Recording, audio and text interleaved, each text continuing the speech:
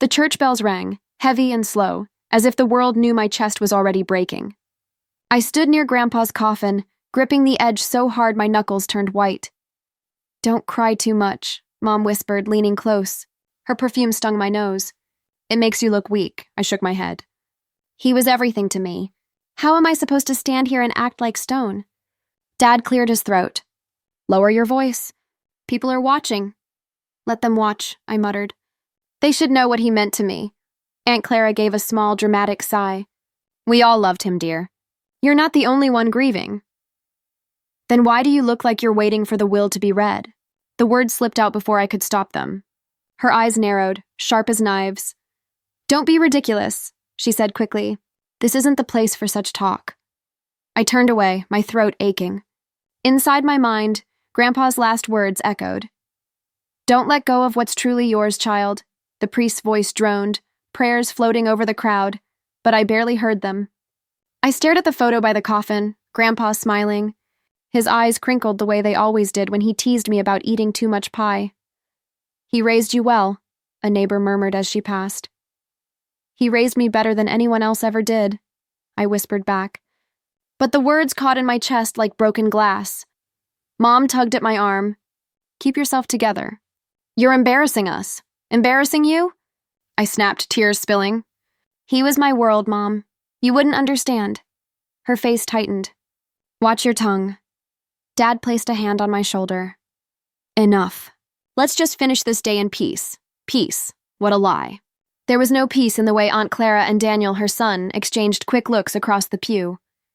No peace in how Mom pressed her lips into a thin smile when the lawyer entered the back of the church. I clenched my jaw. They're waiting for money. Waiting for what doesn't belong to them. After the final hymn, I stayed behind, my fingers tracing the coffin. "I don't know how to do this without you," I whispered. "You always told me I was stronger than I believed. But right now, I feel like nothing." My voice shook, but I kept going. "You said I should never let go of what's mine. Was that about the house? About the orchard we planted together? I don't care about the value. I need it because it's you. It's us." I felt someone behind me. Aunt Clara. Her heels clicked against the stone floor. "Still talking to the dead?" she asked lightly. My hands curled into fists. "Better than talking to vultures?" Her smile was cruel. "Careful, child. Words can wound." "Then don't stand close enough to get cut," I hissed. She laughed, low and mocking, before walking away. I sat on the bench, drained. My chest rose and fell in shallow breaths. The room was empty now except for the flowers, their scent almost suffocating. I closed my eyes and pictured Grandpa's face, the warmth of his hand on mine. "You were the only one who stayed when no one else cared," I whispered. "You taught me to ride a bike, to read the stars, to stand tall even when I was shaking inside. You believed in me when Mom called me a burden, when Dad said I should be quiet, when Aunt Clara laughed at my dreams. You were the only one who made me feel like I mattered." Tears ran down my cheeks, hot and endless. The door creaked open again. Mom's voice cut through the silence. "We're leaving." "Come now." I wiped my face, refusing to let her see more weakness. "I'll come when I'm ready." Her heels tapped impatiently. "You think Grandpa would want you sitting here drowning in tears?" "Yes," I said firmly, standing. "He'd want me to cry if I needed to. He always said emotions aren't shameful. They're proof we're alive." Mom's lips thinned. "We'll talk about the inheritance tomorrow." "Don't make things difficult," my heart stuttered. "Is that all you care about?" She flinched, then turned, walking out without another word. I stayed a little longer, whispering again to the coffin. "Don't worry, Grandpa. I'll hold on to the house. I'll keep the orchard. They can't take you from me. Not that part of you." When I finally stepped outside, the autumn wind cut through my black dress. The family was waiting near the car. Aunt Clara leaned in close to Mom, murmuring something. They both glanced at me, eyes sharp, calculating. I hugged myself and forced my feet forward. "Whatever games you're planning," I whispered under my breath, "I'll be ready." I won't let go. The sky rumbled with the first growl of thunder, as if warning me. Or maybe it was Grandpa telling me to stay strong. The lawyer's office smelled of old paper and lemon polish. I sat stiff in the chair, clutching my bag. My heart pounded as Mr. Harris shuffled through thick envelopes. He cleared his throat. Your grandfather left a detailed will. My breath caught. The house? Yes, he said, glancing at me. The countryside home and orchard are listed under your name. I blinked, relief flooding me. He left it to me? Mom's sharp laugh cut through the air. Don't look so shocked. Of course he'd give you something small to cling to. Small? I whispered. It's not small. It's him. It's everything. Aunt Clara leaned forward, her rings glinting. Let's not get sentimental. There are papers to finalize. Best to move quickly, I frowned. Papers? Didn't he already decide? Dad shifted uncomfortably. There are just formalities. Don't worry, Mr. Harris hesitated. Yes, a few signatures, confirmations, standard procedure. I reached for the pen, but paused. Why do you all look so tense? Cousin Daniel smirked from the corner. Because you act like this house is some treasure chest. It's just an old building. You'll thank us later when it's handled properly. Handled? I snapped. It's mine. Technically, Mom said smoothly, but property can be complicated. Taxes, upkeep, responsibilities. You're young. You can't manage that place? I can, I said firmly. She sighed. Darling, don't be stubborn. Sign the papers so we can take care of it together. My gut twisted. Together? Or so you can sell it? Aunt Clara's smile was thin. Don't be paranoid. Families share. Families compromise. Daniel leaned closer, his voice dripping with sarcasm. Unless you think you're special. Grandpa's favorite little girl? Heat burned my cheeks. I'm not saying that. Then sign, Mom said sharply. Don't drag this out. I looked at Dad. Do you agree with this? He avoided my eyes. It's for the best. For the best for who? My voice trembled. No one answered. Mr. Harris slid the documents across the desk. Here, just standard confirmations. I scanned the dense paragraphs. The legal language blurred. What exactly am I signing? Nothing alarming, he said too quickly. Daniel chuckled. She won't understand anyway. Just let her scribble her name. Don't talk to me like I'm stupid, I snapped. Mom leaned in, lowering her voice. Stop making this difficult. Do you want people to think you're greedy? Sign, now! My hand shook as I held the pen. My heart screamed to stop, but their eyes pinned me down. I scribbled my name, each stroke heavy as chains. The room relaxed instantly. Clara smiled. Daniel leaned back smug. Mom exhaled in relief. I felt sick. What did I just do? Nothing serious, Dad muttered. Daniel grinned. You just gave the house back to the family. Don't worry, we'll take good care of it. The words slammed into me. My stomach dropped. What? Gave? Back? Mom straightened. Don't start. It's for the family's good. You'll understand one day. No, I whispered. You tricked me, Aunt Clara smirked. Oh, don't be dramatic. You can't even afford to keep the place. We spared you the burden, I shot to my feet. That wasn't your choice. He gave it to me. Mom's eyes hardened. Sit down. You're embarrassing yourself. Tears blurred my vision. You stole it from me. From him. Dad rubbed his forehead. It's done. Don't make a scene. I turned to Mr. Harris, desperate. You knew. Why didn't you warn me? He adjusted his glasses. Your family insisted it was the right decision. The right decision for them, I spat. Daniel chuckled darkly. You should be thanking us. Imagine you, living alone in some dusty old house. You'd break down in a week. You're fragile, my chest heaved. I'm not fragile. I could have managed. Too late now, Clara said sweetly. Mom stood. We're leaving. Don't sulk. You'll get over it. Get over it? My voice cracked. You sold Grandpa's love like it was furniture. She froze, then hissed. Don't you dare guilt me. We all lost him. Stop acting like you loved him more. I did, I shouted, tears spilling. He was my everything. And you, my words choked. You've ripped him away from me again. Dad grabbed Mom's arm. Enough. Let's go. They filed out, their voices low, already discussing buyers. Daniel tossed a smirk over his shoulder. Welcome to the real world, cousin. The door slammed, leaving me shaking. I stumbled to my room later, collapsing on the floor. My chest felt crushed, my throat raw. I hate you, I screamed into the empty walls. I hate every one of you. My fist pounded the carpet. You took him from me. You took everything, the sound echoed, breaking me further. I curled in on myself, sobs racking my body. I'll never forgive you, I whispered to the darkness. The call came before sunrise. Mom's voice was brisk, almost cheerful. The house is sold. Mr. Cole signed the papers last night. I nearly dropped the phone. What, already? You didn't even tell me. There was nothing to tell, she cut in. The deal is done. You can't just stop, she snapped. Don't make this harder. It's over. The line went dead. My chest caved in. I stormed into the kitchen where Dad was drinking coffee. You let her do this? You let them sell Grandpa's house?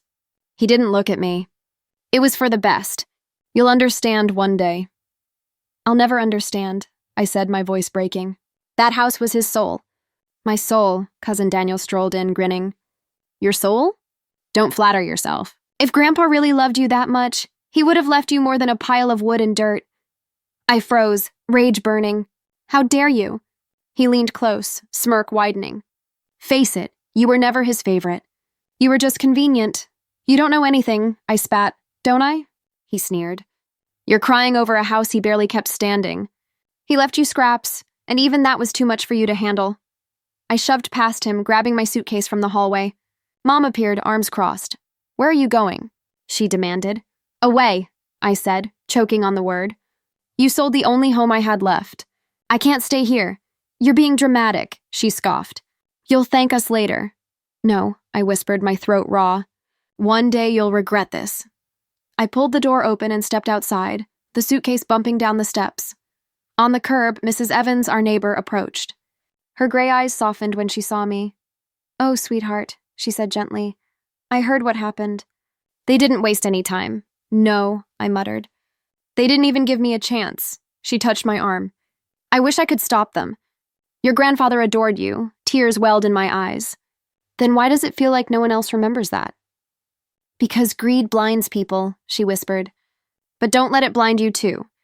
Before I could answer, a sleek car pulled up. A man in a tailored suit stepped out, Mr. Cole, the developer. He shook Dad's hand like they were old friends. Pleasure doing business, he said smoothly. We'll clear the place this week. Demolition begins soon. Demolition? I gasped. You're tearing it down? He gave me a polite smile. Of course. It's prime land. The house is worthless. It's not worthless, I shouted. It's my grandfather's. Not anymore, he said calmly. The papers are signed, I glared at Dad. You knew. You knew they'd destroy it, he sighed. There's no use fighting. Let it go. Let it go? My voice shook with fury. You've destroyed everything that mattered to me. Daniel chuckled behind me, finally learning what the real world looks like. I turned on him. You're poison, and you're pathetic, he shot back. Grandpa gave you a bone and you thought it was a crown? Stop it, I screamed, but my voice cracked, lost in the sound of Mr. Cole's car door slamming shut. They walked away, their voices fading. I sank onto the curb, clutching my suitcase. My whole body trembled with rage and despair. Mrs. Evans sat beside me. Don't waste your tears on them. You're stronger than this. I don't feel strong, I whispered. You don't have to feel it to be it, she said softly. I buried my face in my hands, the world spinning. My heart was hollow, but a memory stirred. Grandpa's voice steady and warm. If they betray you, child, go to the attic. The truth is waiting there. I froze, lifting my head. The attic. His words echoed louder than the cars passing by, louder than my sobs. Mrs. Evans squeezed my shoulder. What is it? I think... My voice steadied. I think Grandpa left me something. Something they don't know about. Her brows furrowed. Are you sure? Yes. I wiped my tears, heat sparking in my chest. He told me once. He warned me they might betray me. And you believe him? With everything I have, I said firmly. Mrs. Evans smiled faintly. Then don't give up. Not yet. I stood, clutching my suitcase tighter. My despair hardened into something else. Resolve. They think they've stripped me bare, I whispered, staring at the house across the street. But they don't know what he left behind. The autumn wind whipped around me, carrying his voice again in memory. The truth is waiting there. I lifted my chin, tears drying on my face. I'll find it, Grandpa. Whatever you left for me, I'll find it. And I won't let them win. The house was dark, hollow, and cold when I slipped inside. My breath caught as the floorboards creaked. Just one last time, I whispered to myself. One last time before they lock you away. The air smelled of dust and memories. I made my way up the stairs, clutching a flashlight. Each step groaned like the house knew I was trespassing. At the attic door, I hesitated. You told me to come here, Grandpa, so please. Let there be something. The lock was rusty but gave way with a shove. Dust swirled in the beam of light as I crawled inside. Old trunks, broken lamps, and boxes crowded the space. My chest tightened. Where? Where did you hide it? I whispered. I started moving boxes, tossing aside moth-eaten blankets. My heart pounded louder with every minute. Then I saw it, an old wooden chest shoved behind a stack of books. My knees buckled. There, I breathed. Please let it be there. I dragged it out. A faded tag hung from the lock, Grandpa's handwriting shaky but familiar. For her, when the time comes. My hand shook. For me, you meant me. The lock was small, brittle with age. I smashed it with a hammer I found in the corner. It snapped open, the lid creaked. Inside lay yellowed papers, envelopes, and a leather-bound book. I lifted the first envelope, my name written across it. My throat closed. Grandpa... My voice cracked as I tore it open. His handwriting flowed across the page. My child, if you're reading this, they've done what I feared. I knew greed would blind them. But I never doubted you. I left the house in your name, but I knew they might find a way to take it. So I prepared something else, a plan only you could uncover. Tears blurred the ink. You knew. You knew they'd betray me. I pressed the letter to my chest, sobbing softly. Then I forced myself to keep reading. Inside this chest are documents, shares in the company I built, accounts untouched, and a map to land no one knows I kept in my name. They will think they won, but you hold the truth. This is yours because you are the only one I trust. I shook my head, whispering, Why me? Why not them? The letter answered, Because you loved me for who I was, not for what I had. Because you saw me when they only saw money. My tears spilled harder. You believed in me when they never did. I pulled out the stack of documents, shares signed with his name, bank slips, a folded map marked with red ink. My breath came fast. This changes everything. A voice seemed to echo in the attic, his voice warm and steady in memory. Don't fear them. Use this when you're ready. I clenched the papers. What do I do, Grandpa? Do I make them pay? Do I stay silent? My whisper felt swallowed by the dark. For a moment, I swore I heard his laugh in the dust, gentle but firm. Revenge? I murmured. Or just, let karma do it? The silence gave no answer. I sat on the attic floor, the flashlight dimming, the weight of the chest pressing against my knees. I could almost see him sitting across from me, those kind eyes urging me to rise. You left me power, I whispered. But you also left me a choice. I folded the letter carefully, kissing the paper before tucking it back into the envelope. I won't waste what you gave me. I promise. As I gathered the documents into my bag, my fingers brushed a small note tucked at the bottom of the chest. Just one line scrawled in fading ink. When in doubt, find Whitmore. Whitmore? I frowned. Who's Whitmore? The name tugged at something faint.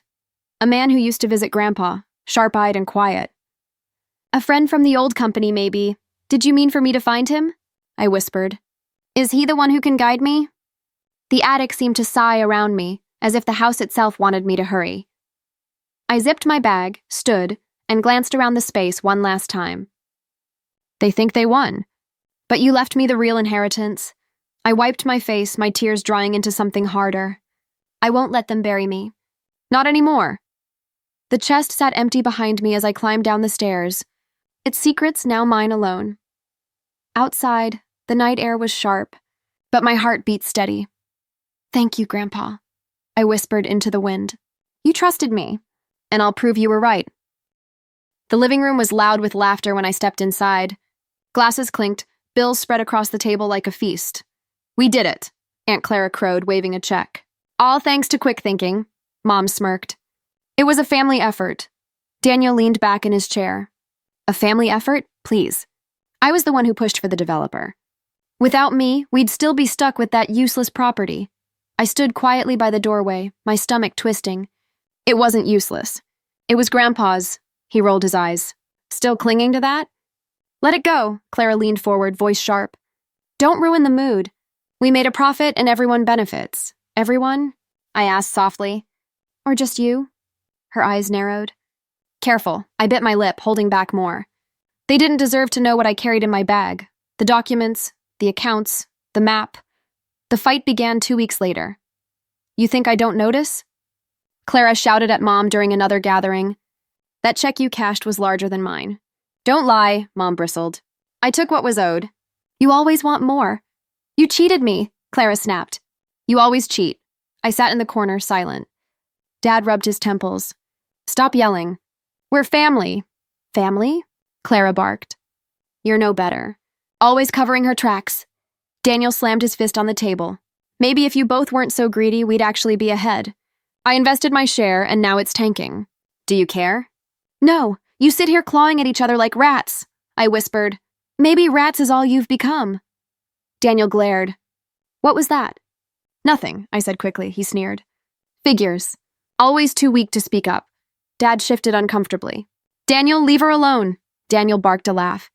You telling me to stop? You're the one drowning in gambling debts. My head whipped toward Dad. What? He froze. It's nothing? Nothing? Daniel cut him off. He's borrowing left and right. Pretty soon the loan sharks will come knocking. I looked at Dad, my chest aching. Is it true? He wouldn't meet my eyes. I'll fix it. Don't worry. Fix it? Clara snorted. You can't even keep your own job steady.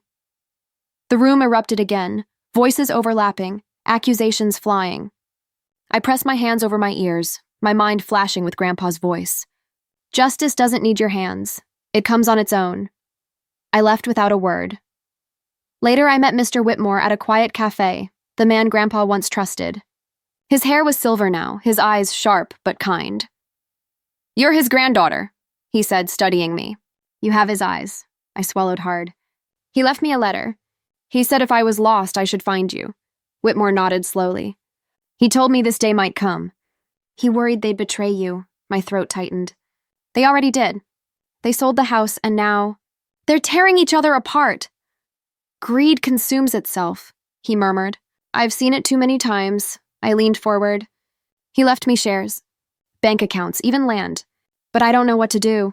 Part of me wants to show them, to prove I'm not the weak one. Another part of me wants to disappear, let karma finish them. Whitmore's gaze was steady. What do you want for yourself, child?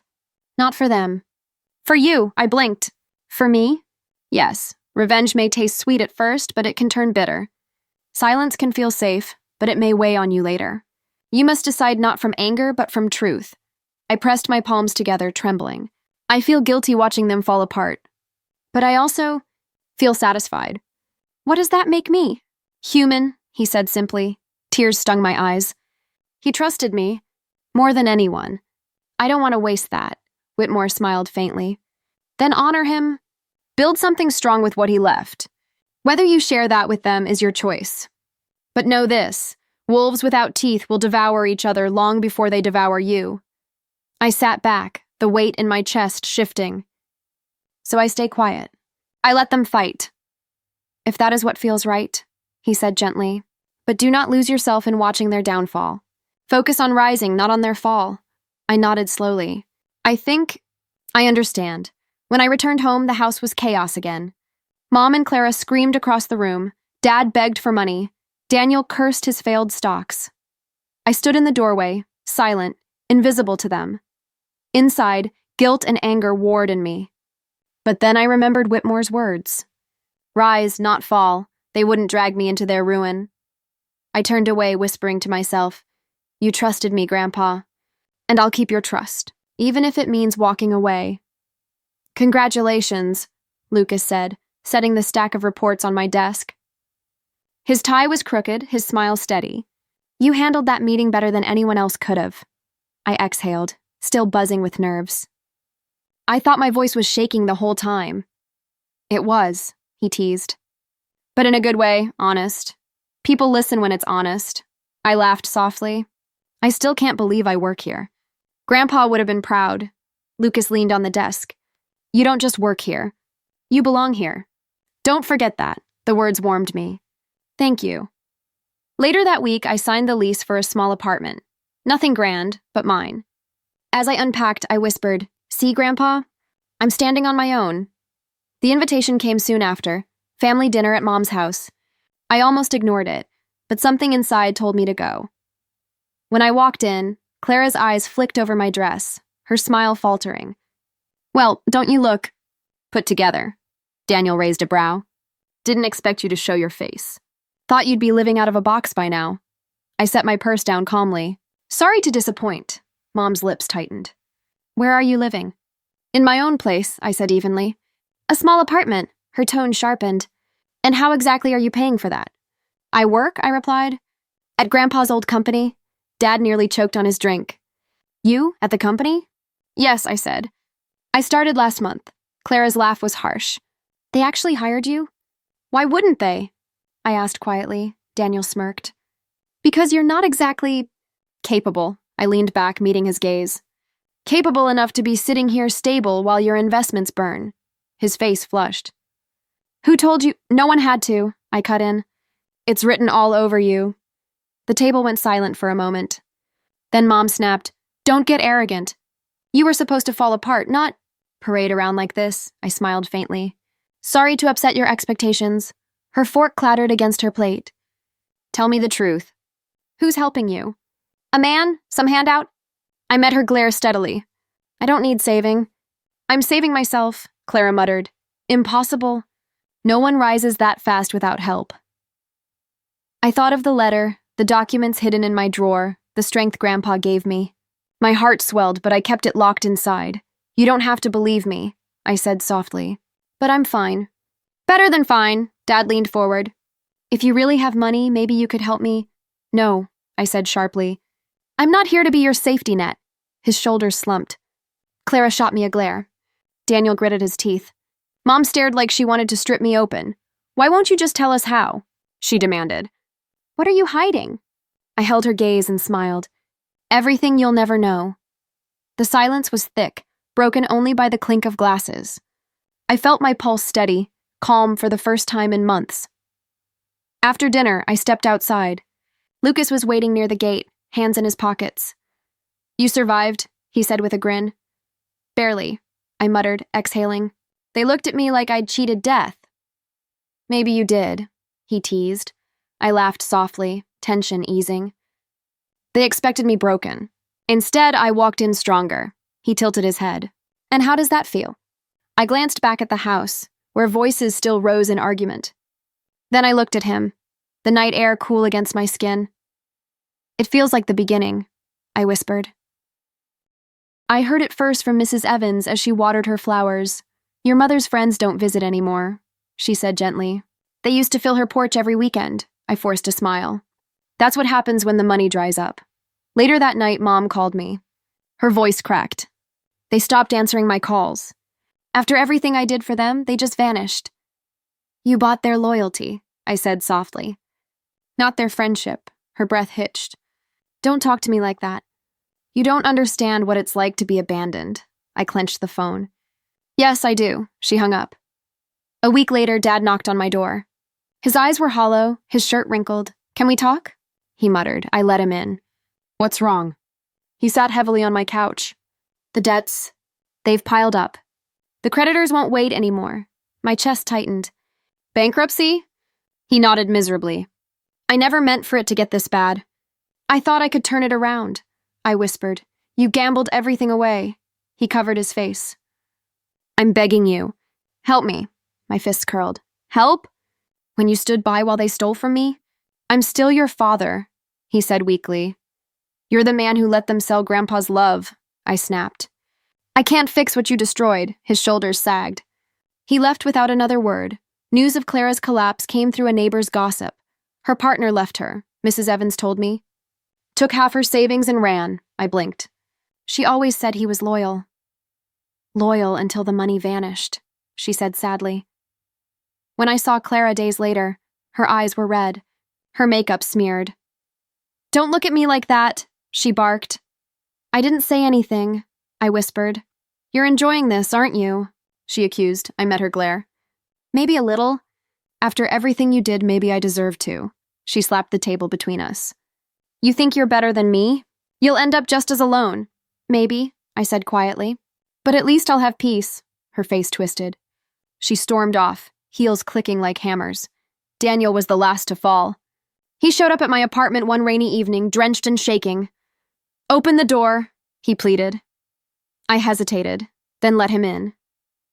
He dropped onto the couch, water dripping from his jacket. "I need your help," he whispered. I crossed my arms. "What happened?" "My investments crashed. I lost everything. Sophie left me. Left you?" He laughed bitterly. "She called me a fool. Said I dragged her down." She packed her bags and slammed the door. Almost on cue, my phone buzzed. A message from Sophie. "Your cousin deserves this. He lied, cheated, and used me. I hope he drowns in it." I set the phone down. "She's angry.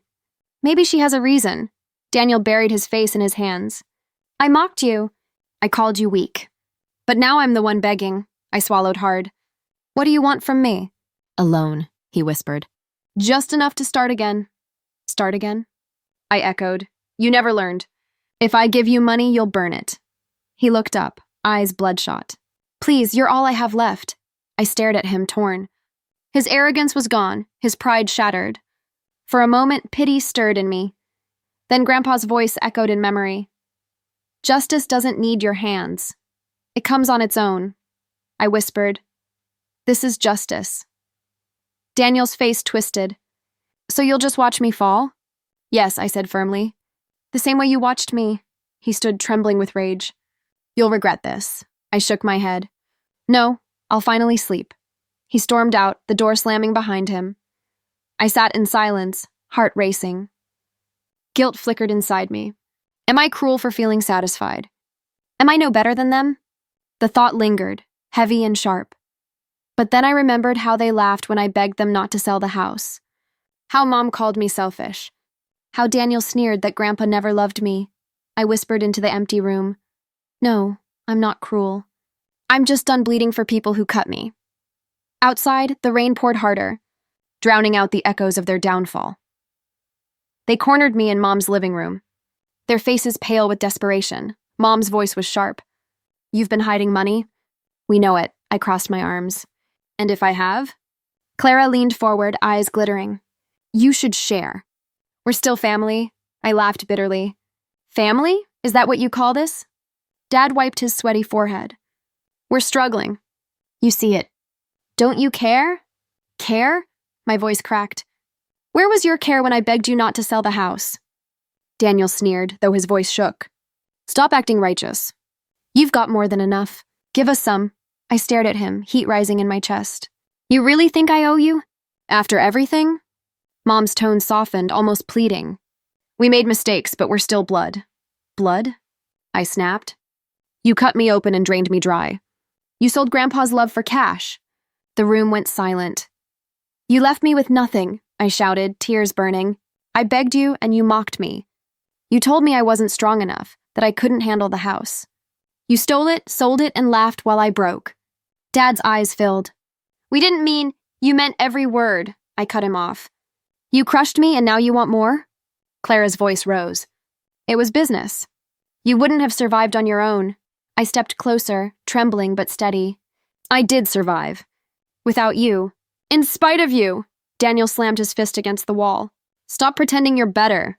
You're just lucky." "Lucky?" My laugh was sharp. "No, I'm standing because Grandpa trusted me when none of you did. He knew who I was. You only saw what you could take." Mom's face twisted. "We thought it was for the family's good." "No," I spat. "It was for your greed. Don't dress it up as love." Dad's shoulders shook. I was weak. I let it happen. "I'm sorry." For a moment, guilt flickered in me, but the memory of their laughter when they tricked me cut it away. I turned to Daniel.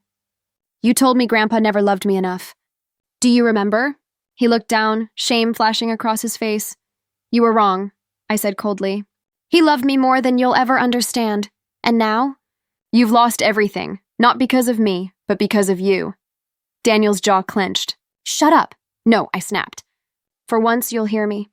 You all will. I was the weak one, wasn't I? The naive child, the fool? Well, look at me now. I'm not broken. I'm not begging." "You are," Clara hissed. "Don't gloat." "I'm not gloating," I said, voice steadying. "I'm finished being silent." The room pulsed with tension. Mom's eyes brimmed with regret. Dad wept quietly. Clara seethed. Daniel shook with fury.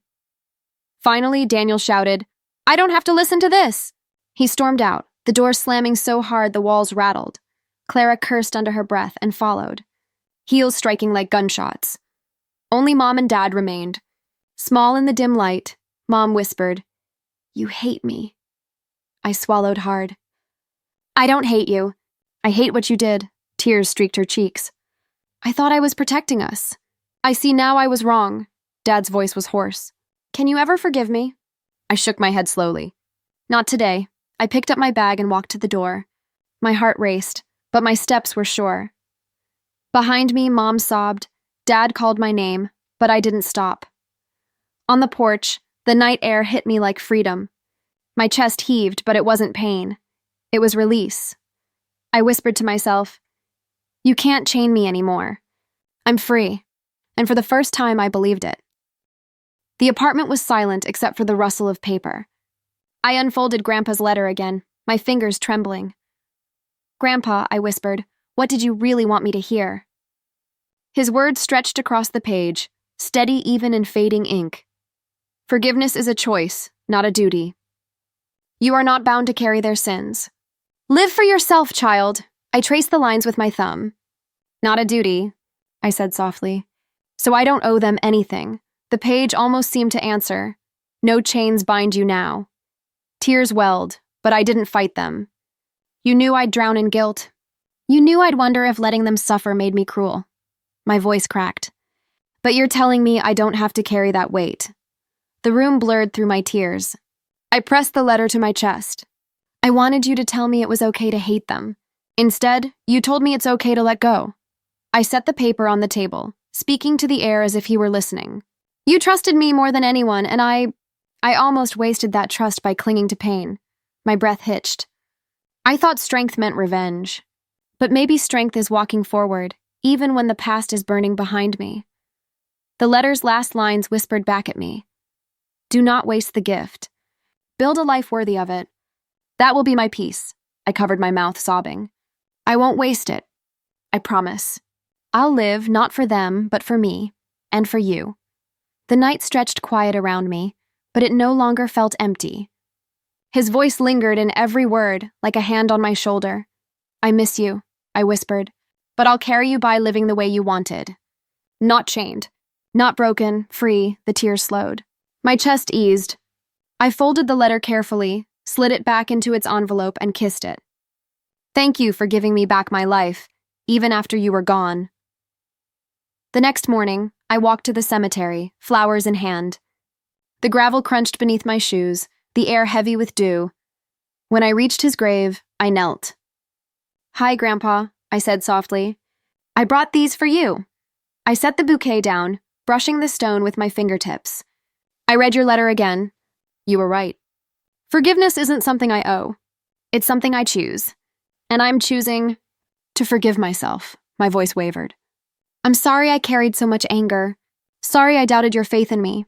But I see now, you gave me more than land or money. You gave me belief, and I'll honor that." The wind stirred the grass, gentle and warm, as if he answered. "I promise I'll build a life worthy of your gift," I whispered. "I'll work, I'll grow, I'll love again. I won't let their betrayal define me." My throat tightened. "This is my goodbye, but not the end. You'll live in everything I do." I laid my hand flat on the stone. "Thank you for trusting me when no one else did. Thank you for teaching me strength. I won't let you down." The cemetery was silent, but inside I felt lighter, as if the chains had finally broken. Standing, I wiped my eyes and whispered one last time, "Rest easy, Grandpa. I'm finally ready to live." Lucas leaned against the railing of my balcony, sipping coffee. "You know," he said, watching the sunrise, "I've never seen anyone rebuild like you have." I laughed softly. "Rebuild? Some days I feel like I'm just holding the pieces together with tape." He shook his head. "No, you're stronger than you think. Stronger than any of them ever gave you credit for." The word "them" hung in the air. I sighed. I heard Clara move to another city. Mom barely leaves her house. Daniel's vanished. Dad filed bankruptcy. Lucas set the mug down. "Do you feel sorry for them?" I leaned on the railing. Sometimes I feel pity. But then I remember the night they tricked me into signing those papers. The way Daniel sneered, the way Mom called me selfish. And I think maybe this was always where their choices would lead. He studied me. Do you hate them still? I shook my head slowly. No, hate would mean they still own space inside me. I don't want that anymore. Lucas smiled faintly. Then what do you want? I hesitated, then whispered, peace, a life that's mine. The silence between us was warm, not heavy. Later that day, I ran into Dad on the street. His clothes hung loose, his eyes bloodshot. Please, he said quietly, just a little money. Enough to eat, I swallowed hard. Dad, I can't. You can, he insisted. You just won't, I whispered. You chose this path. I can't carry you anymore. His eyes filled with tears. I was supposed to protect you. You didn't, I said softly. But I've learned to protect myself. I walked away before my resolve cracked. At the office, Lucas caught me staring at a photo of Grandpa that I kept on my desk. You miss him, he said gently. Every day, I admitted. But I think I finally understand what he left me. Lucas tilted his head. The money? The land? I shook my head. No, those were tools. What he really gave me was belief, strength, the courage to keep walking when everything was stolen. Lucas's smile deepened. That sounds like inheritance worth more than gold. I felt tears prick my eyes. It is. One evening, Mom called. Her voice was hollow. I wanted to say, I'm sorry, I closed my eyes. I believe you're sorry, but that doesn't mean I can let you back in, she sniffled. You're all I have left. You had me once, I whispered. And you let me go. There was silence. Then she hung up.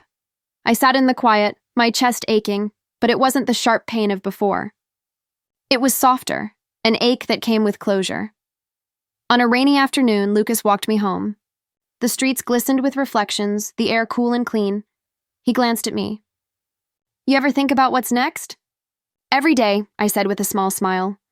For the first time, the future doesn't scare me. He nudged me playfully. So where do I fit into that future? I laughed, cheeks warming. Maybe right beside me. Only maybe? He teased. Don't push your luck, I said, but I was smiling. That night, I stood on the balcony again, looking at the city lights. I spoke softly into the wind. Grandpa, I finally get it. The house, the orchard, the money, they weren't the real gift. The gift was me, the person you believed I could become. The wind brushed my hair, and for a moment I swore I felt his hand on my shoulder again. I'm not broken anymore, I whispered. I'm stronger. I'm free, and I'll live in a way that honors you. The lights sparkled below, endless and bright. I breathed deeply, steady and sure. My inheritance was never the house, I said softly. It was me.